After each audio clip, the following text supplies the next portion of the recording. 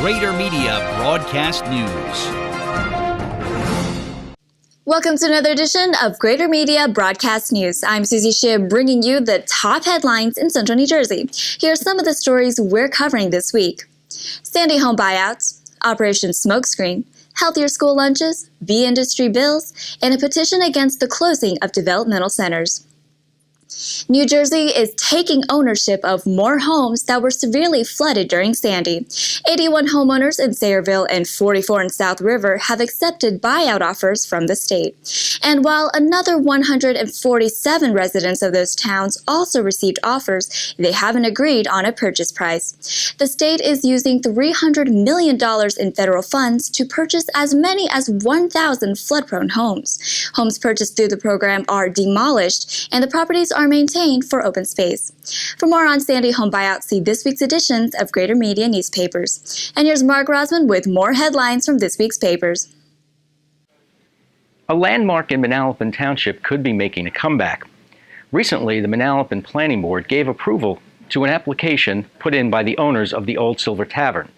The landmark tavern has been closed for several years, but the new owners say they want to demolish the current building and build a brand new restaurant. It's been a familiar location on Route 522 for many years. One of the key elements of the plan, however, will involve the need to run a sewer line to the Old Silver Tavern, and that will be the responsibility of the developer. Right now, there's no firm date for when the new Old Silver Tavern may open, but it is something that residents of Manalapan will be looking forward to. You can read about it in this week's news transcript. Kimball Medical Center and Monmouth Medical Center are merging. Jennifer Amato has the update. Monmouth Medical Center in Long Branch will merge with Kimball Medical Center in Lakewood within the next few months. Barnabas Health, which operates both hospitals, said the merger will provide a more coordinated, regionalized approach to healthcare. Kimball will be rebranded as Monmouth Medical Center Southern Campus and will no longer have a maternity ward, but its inpatient facility will transition to private rooms, and a new geriatric medicine unit will be added to the emergency department. Expected to take effect in the second quarter of this year, the merger will create a new neuroscience institute, a mini stroke program, a comprehensive weight management program, and other new services for patients in the greater Lakewood area. Back to you, Susie. And here's a roundup of headlines from this week's papers. A civil lawsuit has been filed against Chevron by several Edison residents. They said the company's South Plainfield plant contaminated surrounding properties with hazardous chemicals, which spread to 7 residential lots in Edison.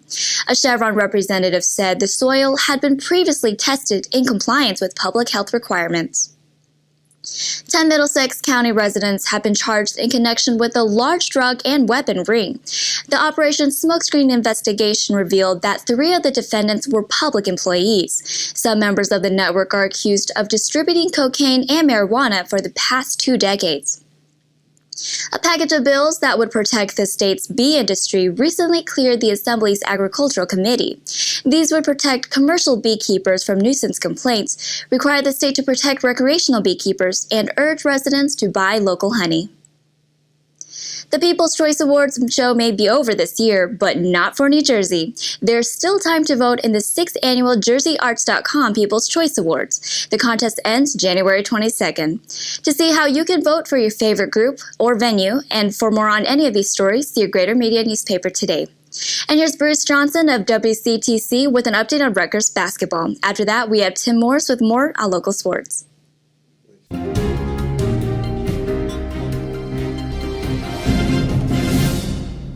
While the red-hot Rutgers women's basketball team continues to roll, the Scarlet Knight men continue to struggle.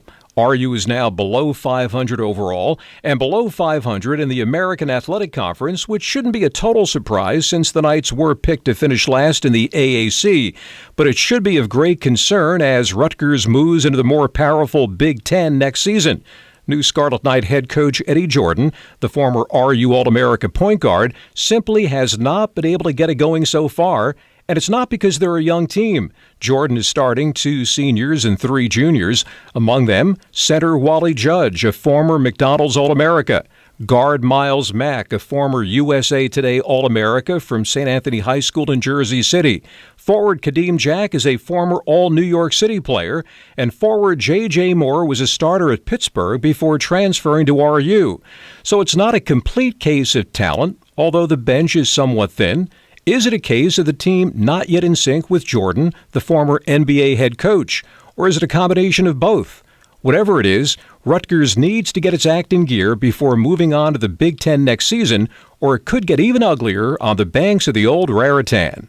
I'm Bruce Johnson on 1450 WCTC and WCTCAM.com. The late Jack Kunert left an indelible legacy in both Freehold Borough and Freehold Township. He was the legendary coach of Freehold High School's boys basketball team, but he was even prouder of his math students. He loved to teach, and that was his approach to coaching. Kunert lived in Freehold Township, where he was a pillar of the community. He was a volunteer member of the Freehold Township Recreation Commission. But what mattered most to him was his family, wife Loretta and daughters Catherine and Jackie. Because of Kunert's impact in both the borough and township, each year Freehold and Freehold Township High School basketball teams play the Jack Kunert Classic. Loretta on the right and Catherine next to her were in attendance at this year's edition, played at Freehold Township High School. Glenn Bates, number 21, puts in 2 for Freehold Borough. Freehold Township, in white, would rely on great passing and its teamwork to reply.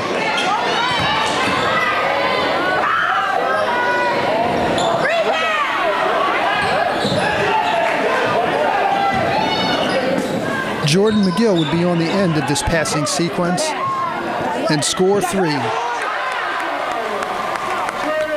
In this end-to-end game, Freehold answered with freshman Elijah Barnes scoring on a layup.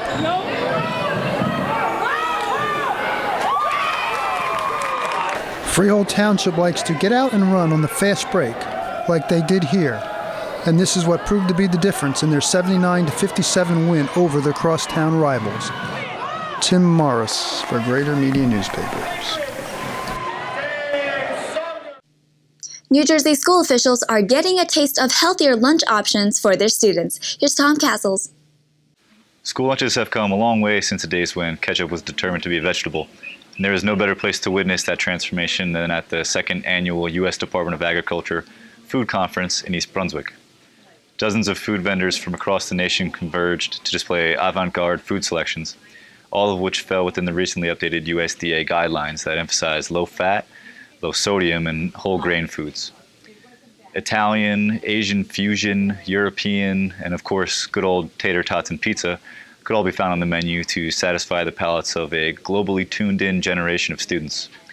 Many local school district food service personnel attended the event to get a taste of tomorrow.